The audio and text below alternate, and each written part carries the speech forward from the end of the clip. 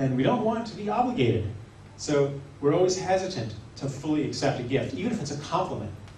We'll often say, oh, no, that's not really true, or yeah, thanks, it wasn't really me, But to fully take in a compliment even goes against some of our habits.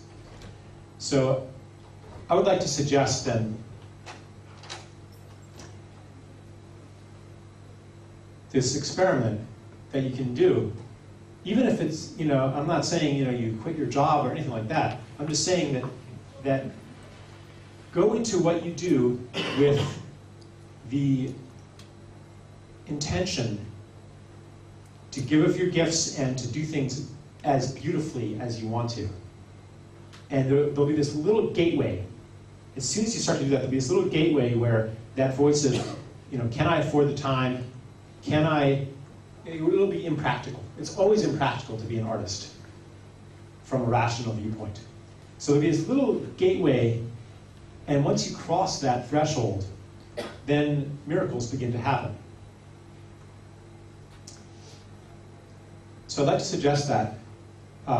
It's just like a little shift in the way you approach what you do. And I believe all of us have partially entered that already, because it's the shift that's happening today.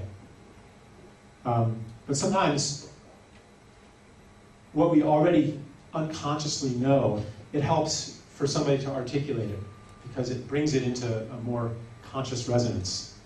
So I'm offering you that, to approach what you do from the spirit of the gift. And the counterpart is to get ready to say a big yes to what you receive. So I think I will leave it at that.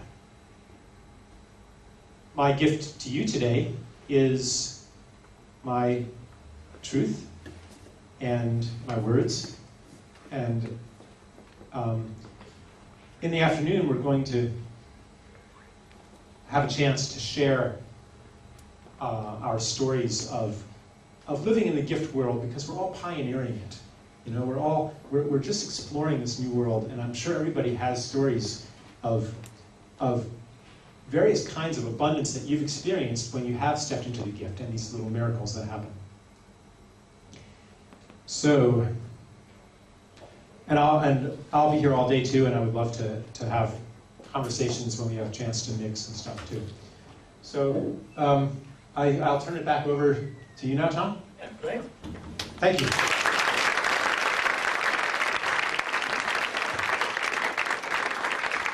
All right. I suggest that now we are going to take a short break. There'll be some questions. Yeah, and after this I wanted to do the questions, because it's a lot of information. Charles, what do you think is best? To now take a short break, or to start with questions, or first let people think, maybe? Because it's a lot of information that you gave. I don't know, maybe if someone has like a really fresh question on their mind, maybe it's a good idea. I mean, it might be good to digest a little bit first. But then again, if we break up into like, chatter and stuff, are we going to eat yet right now? No. All right. Sarah had a question. All right, yeah.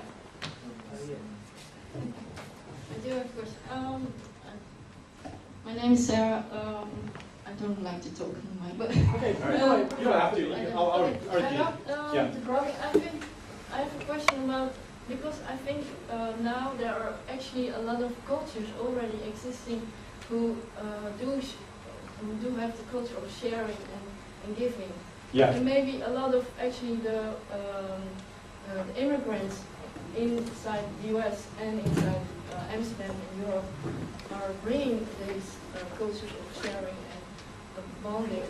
And maybe they're actually, most of them, because I'm also coming from Asia, and it's much more known already. It's known. It's not something.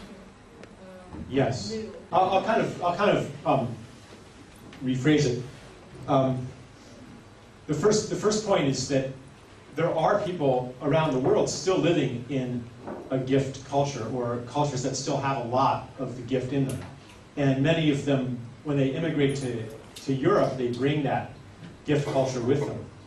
I want to first point out that, and I'll get to the second part in a minute, that any culture that still lives in the gift is a business opportunity. Because here's a culture where people are still doing things for each other. And that's something that you can take away and then sell back to them and grow the economy.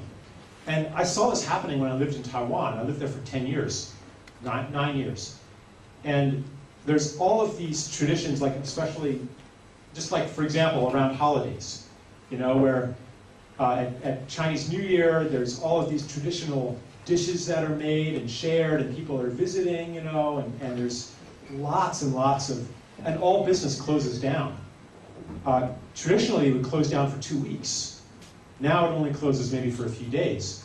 But you know, there's a huge gift economy traditionally around that holiday. But toward the end of my time there, one of the biggest businesses was to sell people these traditional dishes. And I remember one of the commercials, it was, you know, like, you know, why be so busy over the entire holidays? Just buy your holiday foods at 7-Eleven, and you know, you won't have to spend all this time. And so really that was precisely through this media, you know, manipulation. It was selling people something that they had once done for themselves and taking away something, and just the busyness of modern life takes things away. Okay, and then you sell it back. I remember another interview with a woman in Ladakh, which is a part of India, you know, and she said, I go, and she lived in a gift culture, and she said, but when I visit my sister in the big city, she has all of these devices meant to save time. She has a rice cooker, she doesn't have to build a fire, she has a car to go places fast. You know, she has all of these time-saving devices, yet she is so busy she hardly has time to talk to me. But primitive people have an abundance of time. They're not in a hurry. You know, even you notice this if you go to a more primitive part of the country, like, you know, southern Italy. Where do people have more time? Brussels or Sicily? Obviously, it's Sicily where they have much more time. And that's also where the economy is less monetized. So, can I ask you a question? Because you were talking about patriarchy. Yeah, I'll get to that, but yeah, right. I'm sorry. This is. I'm really enjoying. Okay. All right. Good. Yeah. Okay. So, any place on Earth that is still in very much a gift economy will have a very low monetary standard of living. Things will be cheap there, and especially labor will be cheap. So, what you do if you want to get rich in this old world paradigm is you go there and build a factory, and you take advantage of it's just like mining a natural resource out of the ground. Here you're mining a social resource. You're strip mining the culture and converting it into money. Now you pay people, and then they start buying things and they enter the money economy. This is what a lot of United States foreign policy is about. And all of this lending through the IMF and the World Bank. It's basically forcing countries to enter the money economy so that people buy the things that they once got for free. So as far as the patriarchy and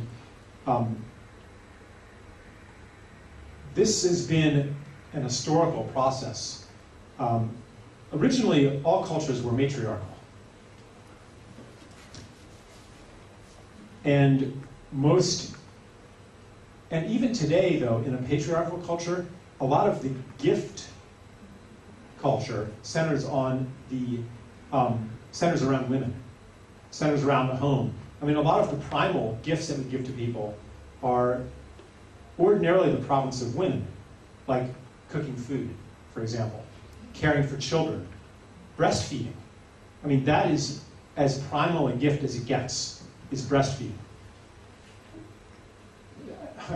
That was another thing that got converted into money. You know, when I was a kid, take it away from them. Tell them that it's primitive, that it's unsanitary, that it's unscientific. Tell them, you know, propagandize them that formula is better. Make it glamorous.